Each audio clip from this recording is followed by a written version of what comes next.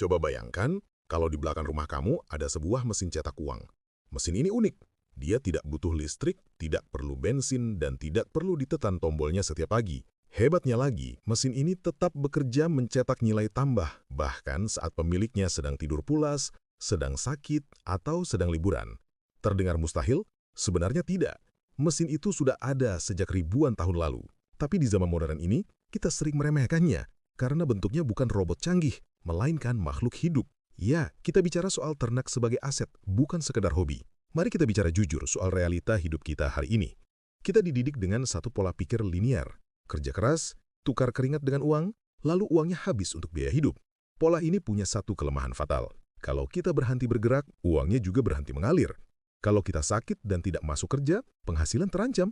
Posisi kita rapuh sekali, seperti orang yang membawa ember bocor. Kita harus terus lari supaya airnya tidak habis. Nah, disinilah konsep aset bernyawa atau ternak ini menjadi menarik kalau dilihat dari kacamata perencanaan keuangan. Coba bandingkan dengan benda mati yang sering kita kejar, misalnya motor atau gadget baru. Begitu barang itu keluar dari toko, nilainya langsung turun. Diam di garasi pun harganya menyusut. Itu namanya liabilitas tersembunyi. Sebaliknya, perhatikan seekor kambing atau sepasang ayam.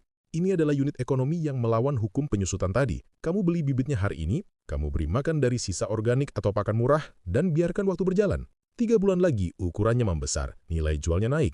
Kalau dia bertelur atau beranak, aset kamu menggandakan dirinya sendiri secara otomatis. Ini adalah bentuk compounding interest paling alami di dunia, tanpa perlu berurusan dengan pihak ketiga. Dulu, orang tua kita di kampung punya mentalitas yang sangat cerdas soal ini. Mereka mungkin tidak punya dana pensiun dari kantor, tapi tidur mereka nyenyak. Kenapa? Karena di halaman belakang mereka punya tabungan yang makan rumput. Saat butuh uang mendadak untuk sekolah anak atau biaya rumah sakit, mereka tinggal mencairkan aset hidup tersebut. Mereka tidak panik karena mereka punya sistem cadangan yang solid. Sayangnya, gaya hidup modern membuat kita gengsi. Kita merasa memelihara ternak itu kotor, bau, dan kuno. Padahal, kalau kita mau membedah isinya, beternak itu melatih 3 otot penting dalam kesuksesan finansial. Kesabaran, manajemen risiko, dan pemahaman sistem. Mari kita bahas soal sistem. Dalam buku-buku produktivitas, kita selalu diajarkan untuk membuat sistem bekerja untuk kita. Ternak adalah contoh paling nyata. Ayam tidak perlu disuruh untuk bertelur. Sapi tidak perlu dimotivasi untuk menambah berat badan.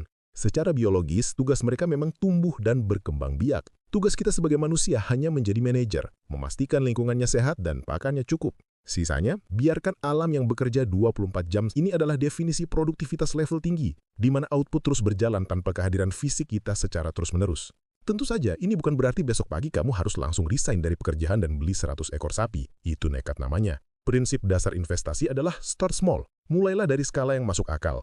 Mungkin dari lele di dalam ember atau beberapa ekor ayam kampung kalau kamu punya sedikit lahan sisa. Poin utamanya bukan semata-mata jadi peternak penuh waktu, tapi mengubah mindset kita. Dari yang tadinya cuma mengandalkan gaji aktif atau tukang angkut ember, mulai membangun pipa penghasilan atau keran otomatis. Bayangkan betapa tenangnya pikiran kita kalau tahu bahwa selain gaji bulanan, kita punya aset yang sedang tumbuh di luar sana. Hidup itu penuh ketidakpastian. Krisis bisa datang kapan saja, tapi sejarah membuktikan saat ekonomi runtuh, orang yang memegang aset pangan dan aset hayati adalah mereka yang paling bisa bertahan. Mereka punya kedaulatan atas makanan dan ekonomi mereka sendiri. Jadi, mulailah berpikir ulang. Jangan remehkan suara kokok ayam atau embikan kambing tetangga. Bisa jadi itu adalah suara mesin uang yang sedang bekerja. Di saat kita sibuk mengejar validasi dan gaya hidup yang menguras dompet, aset-aset sederhana ini justru menawarkan sesuatu yang lebih mahal.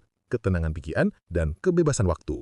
Ingat, kekayaan sejati bukan cuma soal berapa digit angka di rekening yang bisa tergerus inflasi, tapi seberapa kuat sistem pertahanan hidup yang kamu bangun. Tidak ada kata terlambat untuk belajar kembali ke akar, membangun aset yang benar-benar hidup, dan membiarkan alam membantu kita mencapai kemapanan finansial. Mulai dari yang kecil, pelajari polanya, dan nikmati hasilnya di masa depan. Setiap hari, 1 langkah lebih baik.